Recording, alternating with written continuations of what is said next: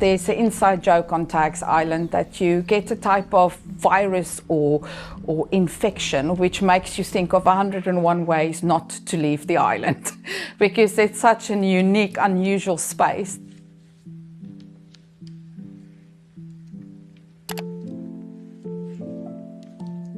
Hi, I'm Linda. I'm all the way from South Africa, a bit of a tropical import. Live on Tagg's Island and I've been here since 2019. My floating home is on the River Thames in the southwest of London, about 12 miles from central London. This floating home was originally built in the 1980s and then completely demolished last year in 2024 and redone from the fiberglass hull up. I was quite keen on this entryway and this driveway to transform itself from being just a boring pebbled driveway into a type of tropical oasis, maybe a bit of South Africa in the mix. But I just also felt island living, if you think of the Caribbean and anything tropical, could be here in the UK and could be in London as well. First and foremost, if you come in the front door, because it's just such a cacophony of colour and textures that hit you. I always feel quietly gratified if guests arrive as well and say it's even nicer than on the pictures or it's even bigger than they expected, because that's the nicest compliment, to know that people are really excited by arriving inside this particular house. Kitchen is the heart of the home, and as a chef I felt this is really important in how I designed this floating home. I also felt that I need to design it in a way that it's future-proof, beyond maybe using it as guest accommodation if somebody wants to live here in the future. So I really wanted the space to work the best possible way within the rest of the house. I also felt that a kitchen should also be a design focus of the home. So I have discovered a company that embosses and treats normal box standard kitchen cabinets and pimps it up in a metallic finish, and the whole house has got a strong blue sort of aquamarine colouring to it and colourway to it. So that's what I did in the kitchen, and I'm very happy with the result, and it really welcomes you in to use the space, but in the same sense it's not in your face. Living on the lagoon is all about communing with nature and quieting down and maybe go a little bit tech-free. So I was very keen that the lounge area would, and the living room and even the dining room area, because it's an open space, would have the view of the lagoon and the water just beyond. So for me that was really important, to have the design of the shape and the space, everything, to just have the lagoon outside as the central focus. In a way it works really great because I've got elements like the TV that can tilt and twist. I've got a fireplace on the side, so at night you can really close the curtains and feel all cocoon-like inside. But similarly you can just sit on the reading chair and read a book, look up as the swans pass by. So for me it's just a space that is aerial, and with the apex roof as well, you just have a sense of space and the slow whirl of the fan as well, that you can just see yourself whiling away the time while nature happens outside. The bedroom. I love it because I discovered this amazing company that makes hand-carved doors, the ones you see behind me, and that's part of the treat when guests first come into the space. They don't know what's behind the door, and then once the barn doors are open you can actually lie in bed and look all the way out to the main Thames, and with jealousy you can maybe see some rowers past 6 o'clock in the morning while you have your cup of coffee, or you could just turn over and have a further snooze. So for me that's the loveliest room in the house in terms of its view out onto the lagoon. I also particularly like the fact that I could fit in a big Super King 4-poster bed in the space with that lazy hazy fan above it, and then also bring in a bit of South African flair in the space. I found some handmade wired animals that features on the walls, and some paintings from South Africa as well. So for me it's just a lovely welcoming space to luxuriate in. The bathroom had an interesting story because my late father worked as a banker and he frequently would buy art as investments for head office, and then if he liked the artwork he would also purchase something for the family home. And I brought about 20% of my late family's belongings over from Cape Town, and that has dressed the manzi, and a number of paintings are in the bathrooms. So needless to say, the plumber and the electrician thought it's quite unusual that you have ginormous big paintings in the bathroom, but we duly fitted 2 extractor fans, and all guests are told to keep the extractor fans on. So that's a bit of an unusual thing, having ginormous gilded paintings in the bathroom. But I love it because, again, because of the house having apex roof and the sort of cathedral feel to it with the white walls, I just think the bathroom has a very unusual feel to it. And I sneak in a bath when there's no guests here because we don't have a bath in our floating home, and it's one of the things I really miss. So baths I have had in this home when there's no guests around. I was keen to have a sauna in this space because I just think it's a unique selling point and a unique booking point. And also it's one of those things that my husband and I also like to come and use when we don't have any guests staying here, because there's so many benefits to have a sauna. We've stayed in Austria and Germany, and I always have to take my South African prudism, and because the Germans and the Austrians go nude into the sauna, have to take that into account. So I've tried to replicate everything in this little sauna space. So I've got the headgear that you have to put on, the proper hammam towels. I have some salt in there as well, and it's a beautiful little redwood sauna. It works unusually with carbon heaters and ultraviolet lights rather than traditional sauna, but the benefits is as great. So if you're looking for me, I might be in the sauna.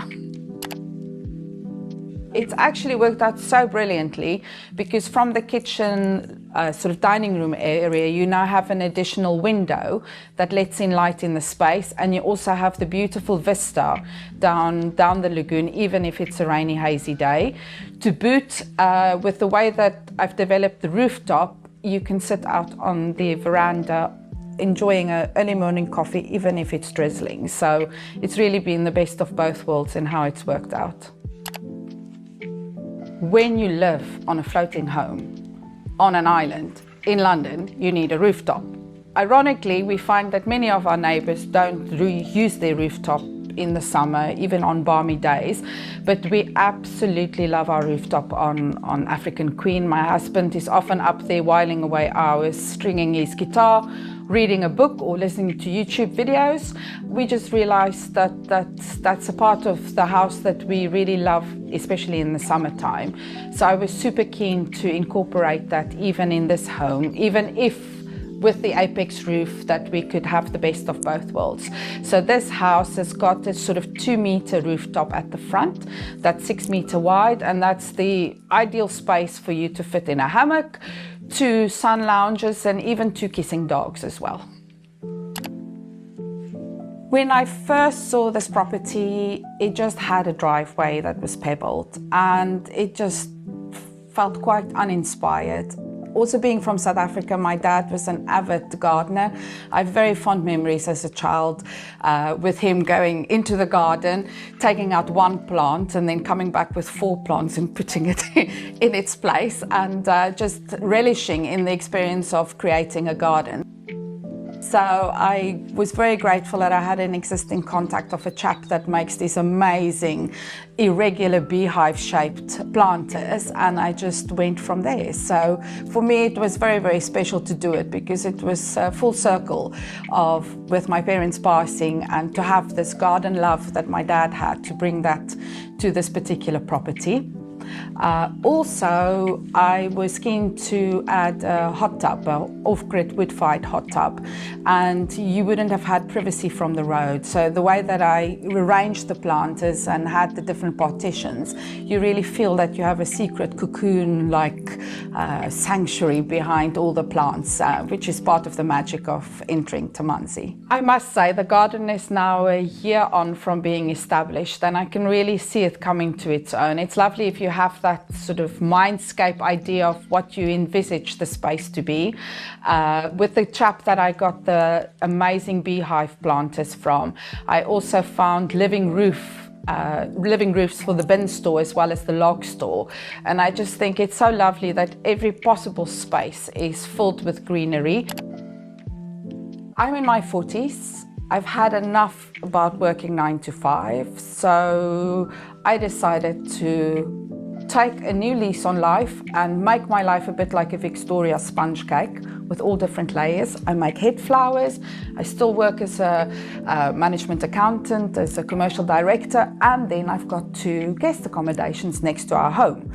And how it came about was that both the houses on each side of our house, aptly called African Queen, was slight lemons and didn't sell. And I was very worried that we would live in a world of noise. So what we did was bought both homes, and now we have a little corner sofa of 2 guest accommodations and our home in the middle.